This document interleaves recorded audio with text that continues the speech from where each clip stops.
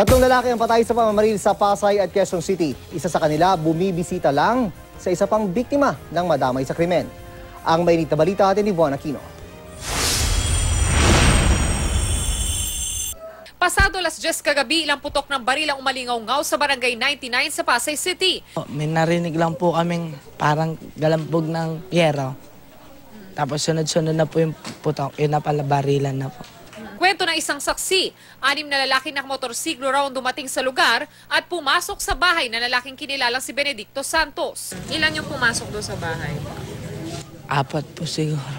4 yung pumasok. Anong itsura nila? Nakaano po sila, nakabalot yung mukha, naka-helmet. Pinagbabaril si Santos sa tambisita nito. Nakahingi pa raw ng tulong si Santos at nadala sa ospital kung saan siya binawian ng buhay. Kinilala naman ang isa pang nasawi bilang si Louie Averilla na isang mekaniko. Ano sa tingin niyo ang motibo dito? Wala po talaga akong alam. Mabait pong asawa ko. Hindi ko naman alam kung bakit. Wala naman ako idea, wala naman siya kaaway, wala naman sinasabi sa akin. Isang pakete na hininalang shabu at ilang drug paraphernalia ang natagpuan ng Soko sa drawer sa loob ng bahay. Natagpuan sa crime scene ang 9 na basyon ng kalibre 45 baril. May na-involved na ba sa drug zone? Wala po kaming balita doon sa... Wala po. Doon sa isa po, si kay Louie. Hindi po namin kilala yun. Daya po yun dito. Sa Kalya Dalia naman sa Barangay Payatas, Quezon City, patay sa pamaril ang pintor na si Alan Grabara nang pasukin ang kanyang bahay na hindi bababa sa 4 na lalaki.